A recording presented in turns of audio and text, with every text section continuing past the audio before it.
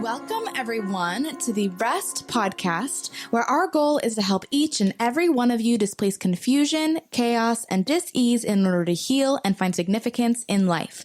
This is your host, Natalie Roberts, and I am here with the author of The Reconstitution Method for Healing and Rest, Virginia Dixon, and retired registered nurse, harpist, and creator of the Keys of David, Steve Rees.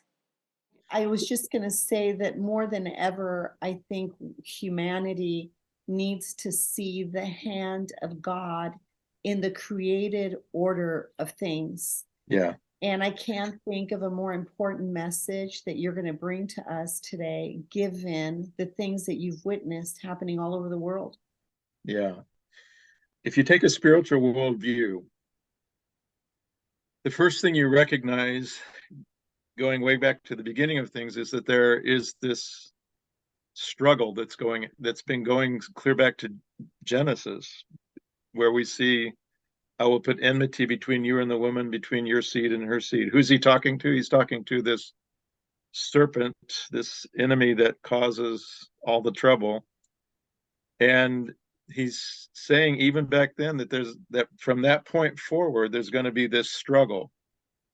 And if we don't take that struggle into account as we observe what's going on around us every day, then we're not going to be equipped to deal with it. But if we have a spiritual view, then Jesus told us, he said, in the world you will have much trouble, but don't be concerned because I've overcome the world. I have taken authority. And so when we see all of this chaos that's going on, it really needs to be a reminder to us that the only way that we're going to get out of this chaos is if we accept what Jesus said. He said there's a narrow way and there's a broad way. He said there's a narrow way that leads to life and blessing. And then he went on to say, sadly, there's few that find it. And then he said there's a broad way that leads to destruction, and many are on that pathway. And so there's been this pathway laid out for us right from the very beginning, clear back in Genesis and on, where God says, we get to the end of Leviticus, he said, if you will, I've set before you life and death, blessings and curses. If you will choose my way, you'll have blessings in life. If you will choose your way, the world's way, you're going to have cursing and death. And he said, and then at the end of that, he says, please choose life. He said, I don't want to have any problems here. The importance of what you're saying is just to get it out of the context of the religious dogma. Exactly, yeah. I think drowns us. I want people to understand that there's a way that seems reasonable and logical to you, but there's a quiet, still voice inside of you that says, wait a minute, there's more than what you think. And I think that's the struggle that you're talking about. And we see that very well documented since the beginning of time. And the struggle is for which narrative will dominate your life. The world says, no, you were meant for more than this. I created you. I know you by name. That's why you hear me knock. Throughout the course of your whole life, you've heard this quiet, still voice nudging at you. That's me. I made you. I'm your father. Exactly. I created you to be like me, spirit, soul, and body.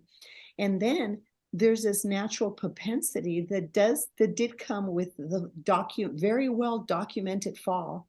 And that is that, no, you were deceived. And in that deception, you chose to follow the way that seemed good to you because you thought I was holding out on you. Right. I thought there was more, and I gave you everything. And so with that deception, and by the way, there's a person, there's an identity, there's an image, there is an actual being behind that deception. It's what ultimately said, oh, okay, wait a minute. Maybe you're not all there is. Did God really say? Right. He's holding out on you, right? Yeah, he doesn't want you to have fun. And do what you want. Do what you want, because you can have more when in fact and this goes to your research, when in fact, I gave you everything because I made you like me. Right. Right. And the exactly. image of this deceiver, the person of this deceiver does not have the image of God. He is not a spirit. He is not a soul, and he does not have a body. Right. He is not a spirit. He does not have a soul, and he is without body. That's Right. why through our compliance, this energy that he embodies can derail our lives. Yeah, right. What you have proven, the research you've done is so transformational, and many people are going to have a hard time with it. But I love how you began this conversation, and that's with these competing energies, if you will, these competing spirits. Yeah, you have to take it out of the religious, because a lot of people are so turned off by religion because it's been taken so wrong in so many ways, And what you have to say will speak to the Muslim, to the Hindu, to the Buddhist, exactly, to the New exactly. Ager. What you have to say transcends religious dogma. Exactly. And I tell people all the time, I was actually invited to speak at a New Age conference down in Florida a couple years back. In fact, he just called me and asked if I'd be interested in doing another talk. And at the very beginning, I said, I just want to be clear with you. When we talk about this energy that we're all seeking to or to combine with or whatever, I just want to let you know that I believe that it's a real person that wants to have a relationship with me. He's my creator. And by taking that view of having somebody, and I shared Psalm 139 because I work a lot with the Psalms. Psalm 139, in fact, I just put it to music. God is saying, when you were in darkness in your mother's womb, I was knitting you together. I was particularly designing you uniquely out of all the billions. I was designing you uniquely. Now, when that comes across to my brain, I'm going like, what an incredible thought that there's this superior being, person, that reached into my life, designed me specifically, and brought me forth at a specific time with what he put in me to then begin to reveal to the world what he put in me. I mean, that's just an incredible thought to me. An incredible thought. And then we have the work of German New Medicine, the work of Dr. Hammer. We have the work of the French. We have the work of these brilliant minds that came before us that not practically, in every imaginable way. And then Gilbert Renault, Dr. Sabat, the Pyramid of Health, that prove the absolute science of what you are saying. It's an unbelievable thing to wrap our mind around. And that even speaks to the I don't know if you would want to call it the timeline, but I believe that we talk about the chaos that's going on right now. Well, I believe that's not by accident. I believe that we are specifically going through this time continuum, and in each phase of that continuum, there have been revelations that have been brought forth, because our Heavenly Father wants us to be restored to his original design. Because he had this in mind when he took this dust of the ground and created Adam out of it. He had a design in mind already. He wasn't just playing with Play-Doh. he was, and here's an incredible thought. As he's designing Adam, he already knows that Adam is going to fall, that he's going to lead the human race into this chaos and this degradation and this toxins and all of the things that we've experienced. And he knows that 4,000 years down the line, he is going to come, because John 1 says, in the beginning was the Word was with God, the Word was God, and all things are created by him, and nothing that was made was not made without him. So we know that Jesus, who's on the cross, is the creator, who then he picks up this glob of clay, creates Adam in a fashion that will be able to withstand 4,000 years of toxins and chaos and everything else, to the point where he's going to carry that embodiment to the cross and be able to withstand that. I mean, that's just an amazing thought all in itself. And I don't want to get too religious about it, but it just, the fact that he is the designer, like Michio Kaku, who is a string theory physicist. He said, I may not believe in a God of Abraham, Isaac, and Jacob, but he said, if you want to know God, then you have to think mathematics, because there's so much design within creation that it can't be here without a designer. There has to be a designer in the process. Well, you'd have to ignore the science to disregard that fact. But I want to say something about what you just mentioned, to bring it back to why this conversation with you became so important to me. It isn't just the confusion and the chaos and dis-ease that we're all experiencing, like the world has never experienced the human condition, right? We're experiencing because we're all so interconnected because of technology now. I want people to understand, regardless of what religion you associate yourself with, I want us all to put our doctrinal differences aside for a moment, so we can see, so you can consider through the things that Steve's going to share with us today. The truth of Christmas is this, that the word Yahweh, the Prince of Peace, the Son of God, by the way, a claim that no other religious worldview holds, but for the sake of historic documentation, there is this man that made those claims, and his life is supported by thousands of years of well-documented history. Because we see fingerprints of Christ in Genesis, Exodus, Leviticus, Deuteronomy, and every single book of the Old Testament, and of course, New Testament. But regardless of that, the science you're going to share with us of the rhythm of this message, that he in fact was the Word, and he is the Prince of Peace. And he alone gave us the promise of hope and the gift of freedom.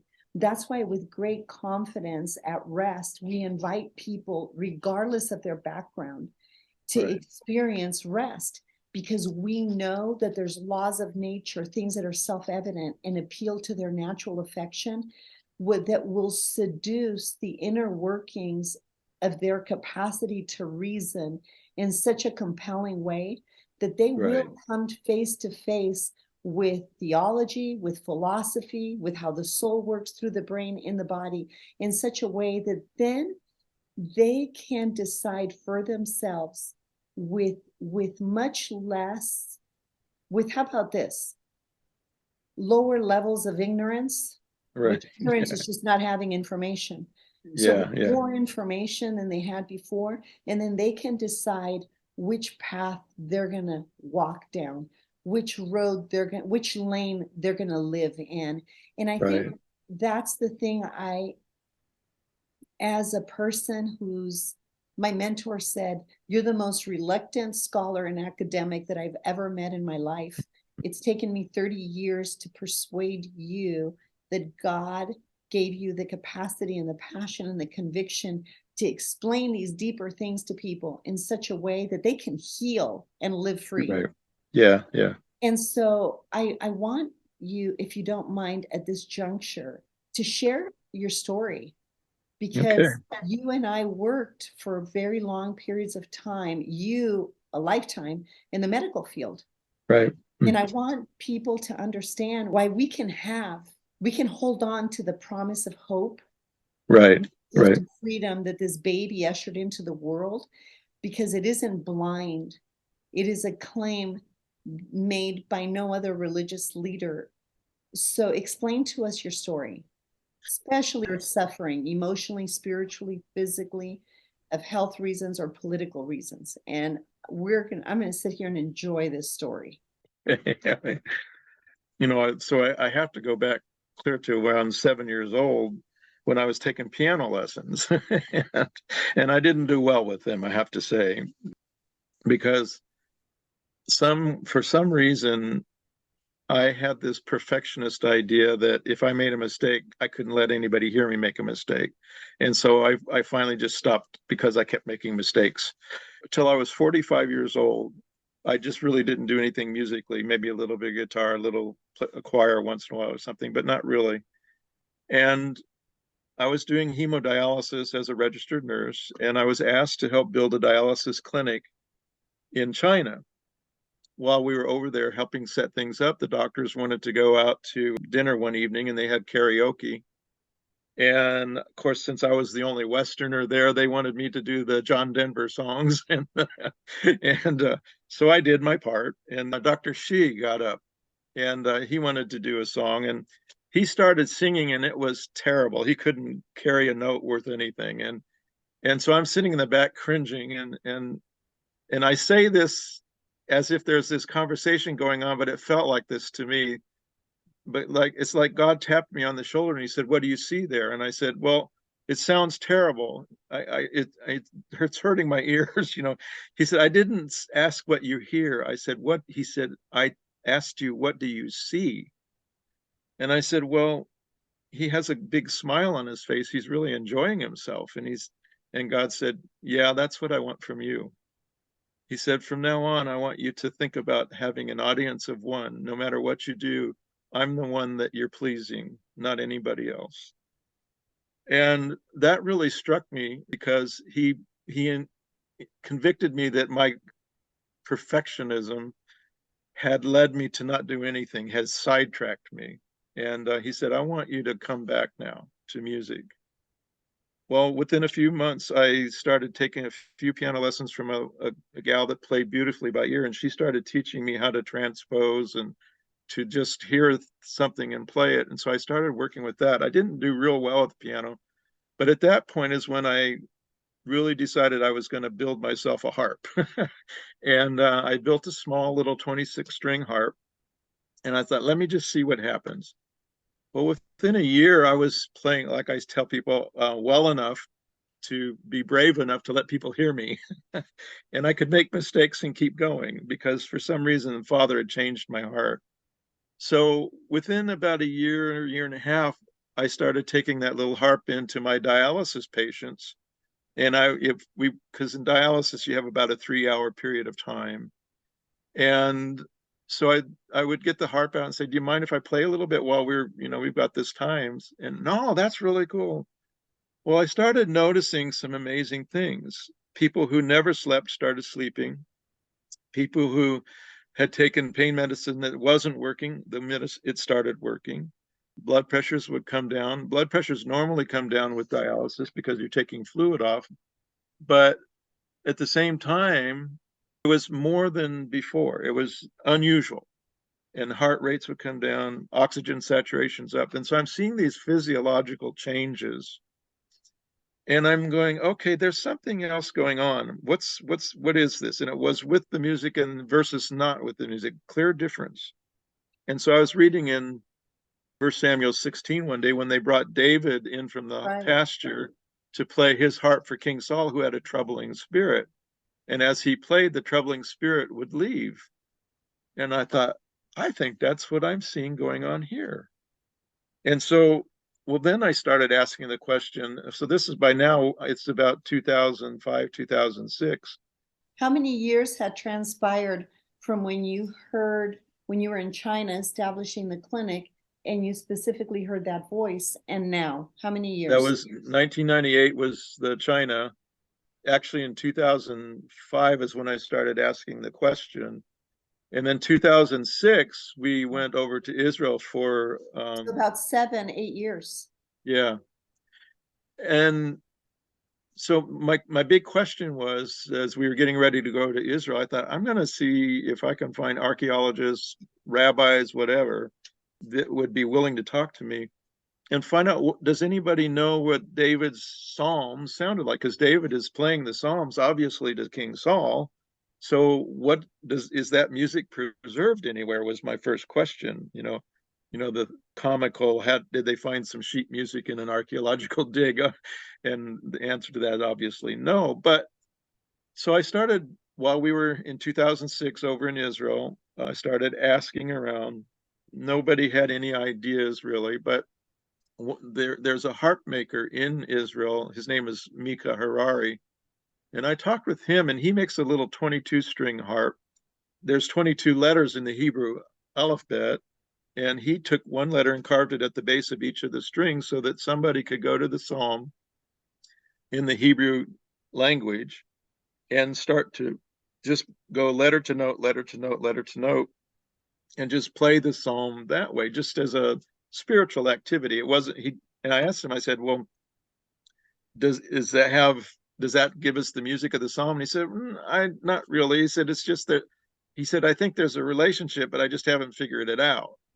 I said, well, where did you start? Which string goes to which note? And he said, well, I just started at the bottom and went to the top. But that gave me the idea that if there was a relationship, there would be a linear relationship between the letters and the notes. So if I took the middle of the letters and went to the middle of the notes and went up and down from there, maybe I'd have something to work with. So that's where I started. Psalm 23 was the first one I did.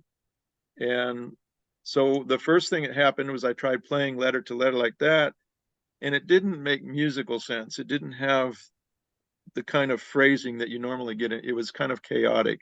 And so I think something's missing here. And so I prayed about it. I said, Father, I really think there's something I need to understand, but what am I missing? And immediately I got this idea that if you look at all of the notes that are in a Hebrew word and play those notes together, when you play more than one note, you have a chord. And so when you play word to word to word, chord to chord to chord, you're talking about chord progression is what we call it in music. And that made sense. And I started playing those, and that made beautiful music. There's some songs like Psalm 121. You found the matrix in the Exactly. actual Psalms Yeah. by discovering the patterns in the actual written word and the mathematical equation that correlated Right. with these musical patterns. In other words, the Bible is set to music. That Since means then, you can share the gospel with a person who is sick musically. Yeah. musically, which is why your people began to heal. Well, and that's 100% true. And what's really fun is I'll be playing for a wedding, for a dinner or something, and I'm playing the Psalms. Nobody knows what I'm playing, but everybody comments on, that was so peaceful, that was so amazing. What were you playing? I've never heard that music before. And it's not because it's something that I'm inventing, it's because I'm just bringing what's already written into the musical form. There was another step along the way. I was researching more, and I found Leonard Horowitz, who had written a book, Healing Codes for the Biological Apocalypse. And in that, there's a chapter he co-wrote with Joseph Pullio. And Joseph Pullio said that he had a download from the Holy Spirit about Numbers chapter 7, in which there are patterns there that list out the 6 solfeggio frequencies 4 times within that chapter. So Dr. Horowitz, yes, this book, and I want to repeat it for the sake of our listeners, Healing Codes for the Biological Apocalypse. Yeah. Amazing. When was this book written? Probably back in the 90s, I would guess. I could go look at my copy and see what the But here date we go. is. Here we go with treasures, information, data, Right. science that's left behind for us to Right. step out of our ignorance, research, and live Yeah. free. Yeah. Well, tell me about this book. Tell us about it. So Joseph Pullio, this download from the Holy Spirit, identified from Numbers chapter 7, verses 12 through 83.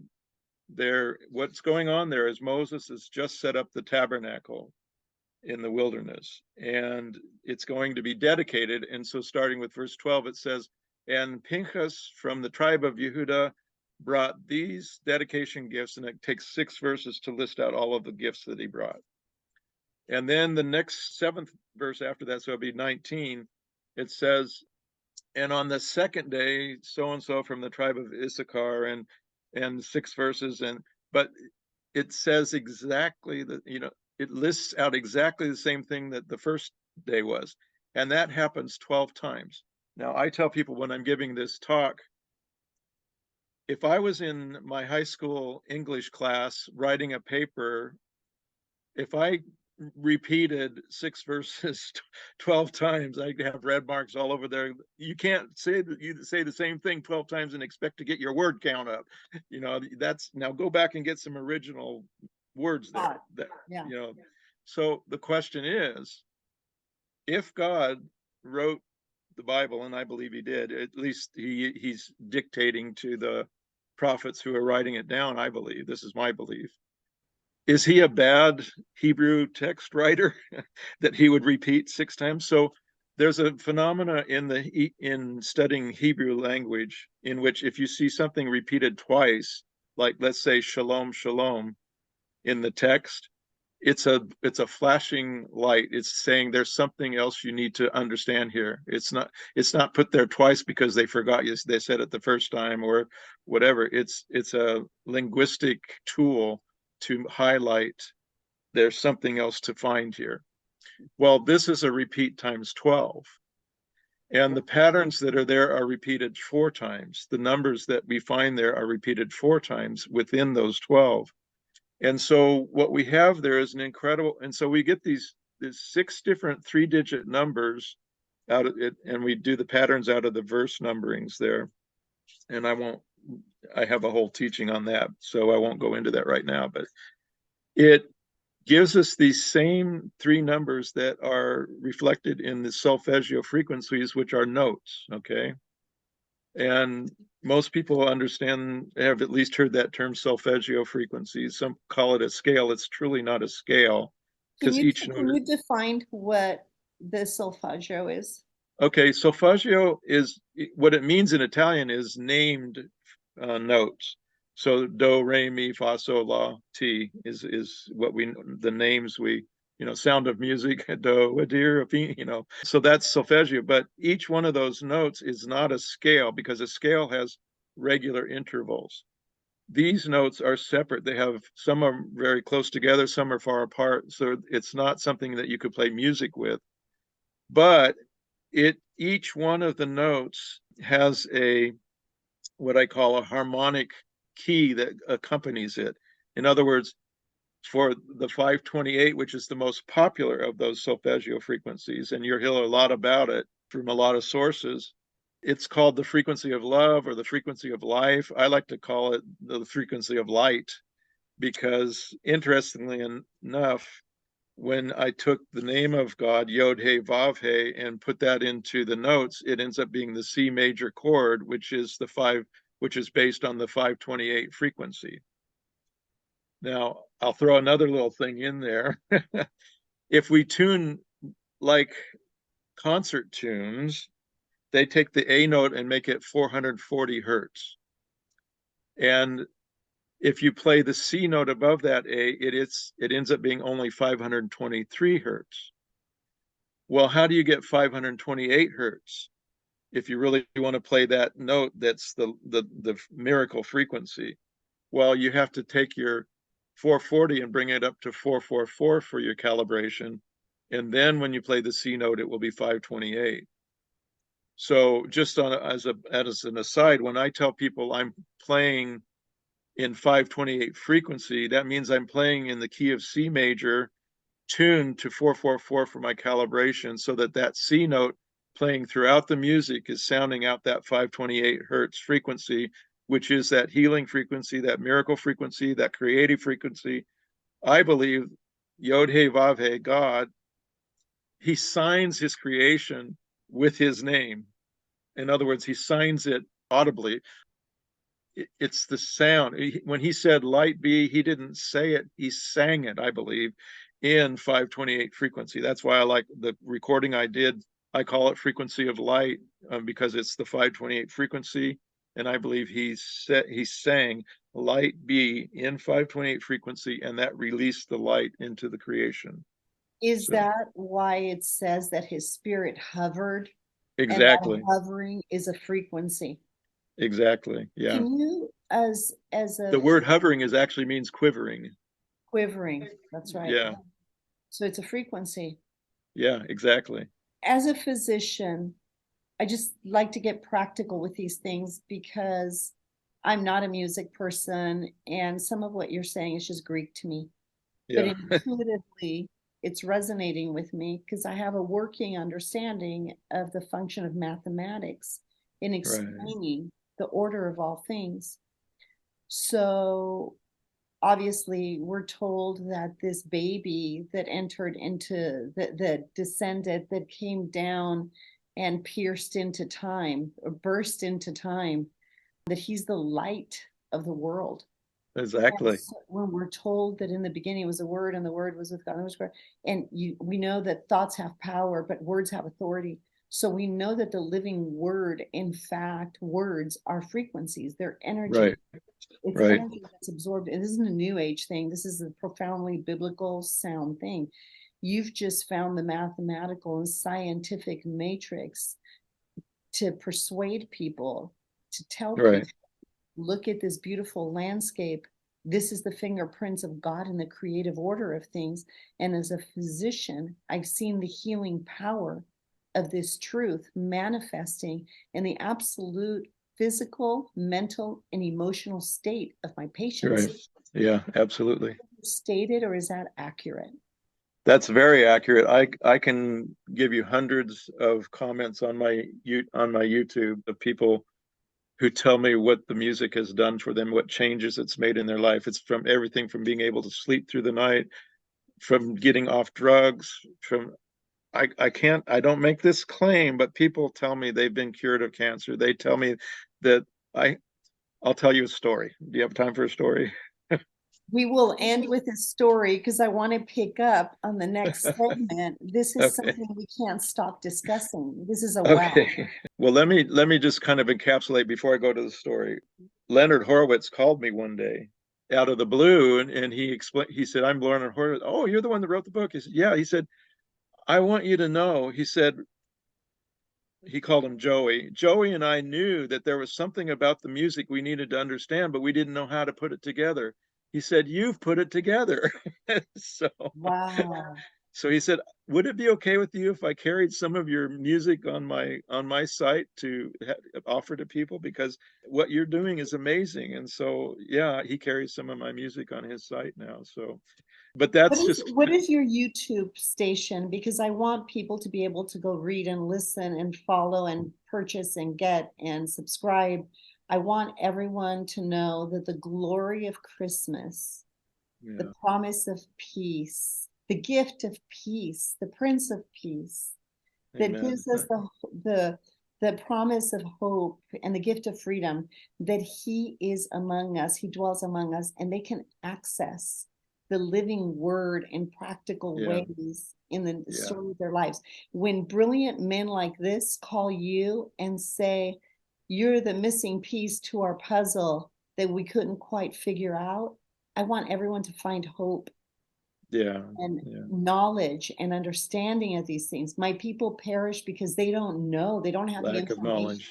Yeah. Okay, I have a website that is www.calmingharp.com, HARP. It's where you can order either CDs or MP3s, either way.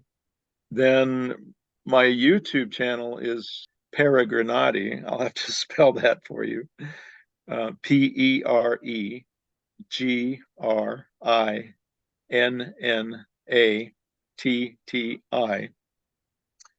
But most people tell me if you type in the search on YouTube, Steve Rees Harp, it pops right up. So that's easier. Spell your last name for everyone. REES. Got it. Steve, RES. Steve, this is just fascinating. I'd like to pause because sometimes there's so much to discuss here, but I'd really like to go deep into the science, if you can. the structure, the science, the history of this, and again, touch on why the life of this baby that we celebrate in the month of December has global appeal.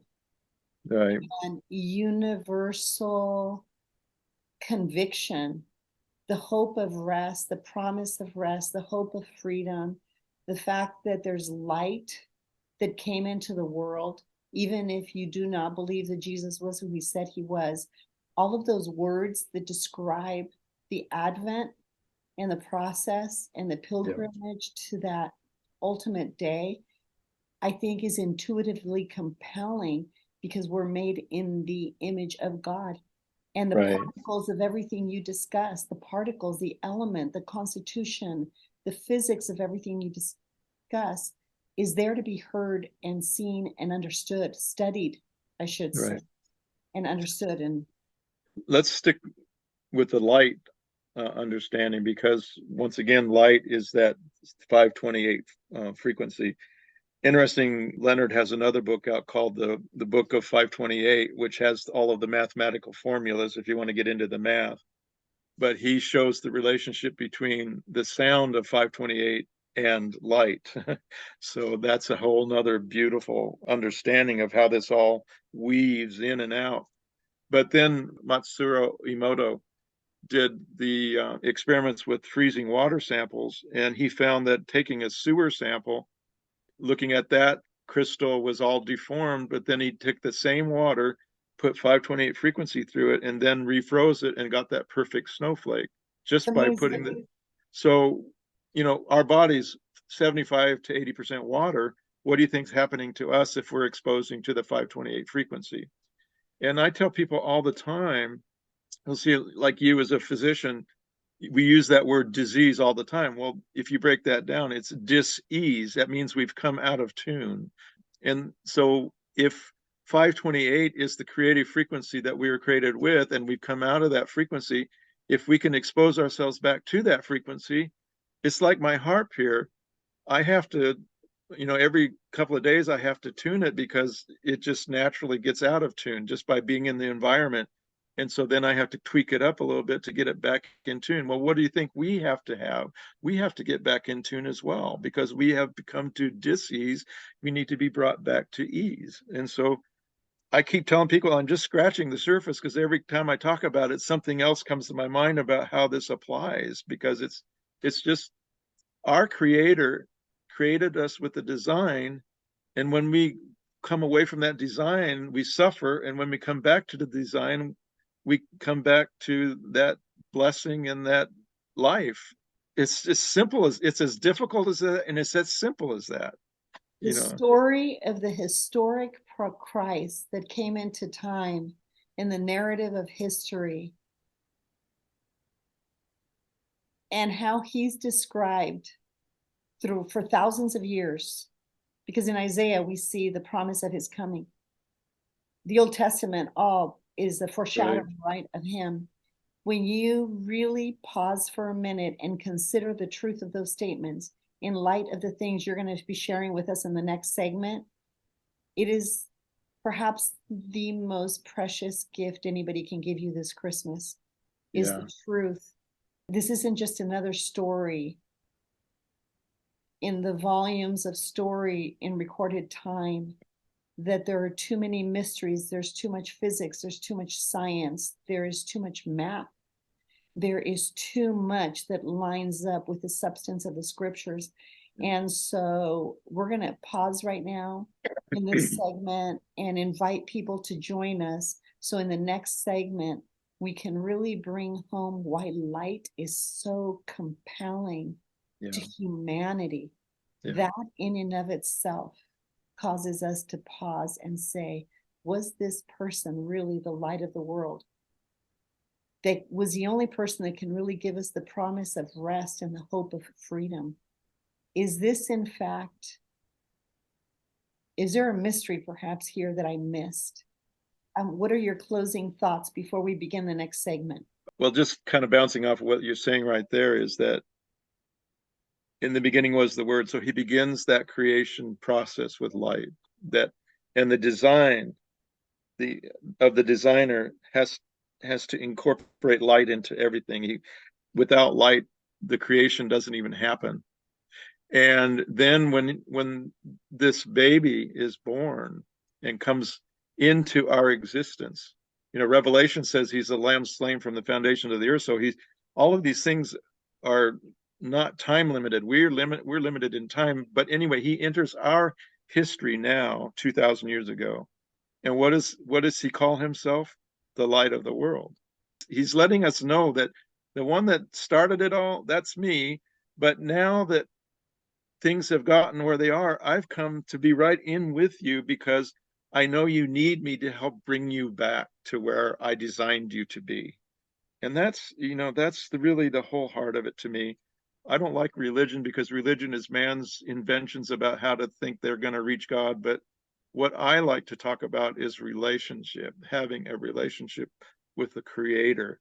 And therefore, I don't belong to any denomination. I don't do any of that stuff. We go all over the place because my wife and I, we feel like our heart's cry is to get to know this person that was born in this stable. Because, it's interesting. Muslims don't have a hard time with Jesus. Hindus don't have a hard time with Jesus. They just have a hard time with the people who are calling themselves Christians. The person, Jesus, Yashua, whatever name you want to use, nobody has a problem with the way he lived his life. He's all over the Quran, right? Exactly. So there's no problem with the person. The problem is with the religion. And so my heart cry is let's get back to the person. Let's get back to the relationship. And the problem also is who he said he was. He exactly. said, I am the Son of God. And they exactly. see him as that. Yeah. Yeah, exactly. And so he made it very clear. And so I tell the one string on my harp, I play relationship.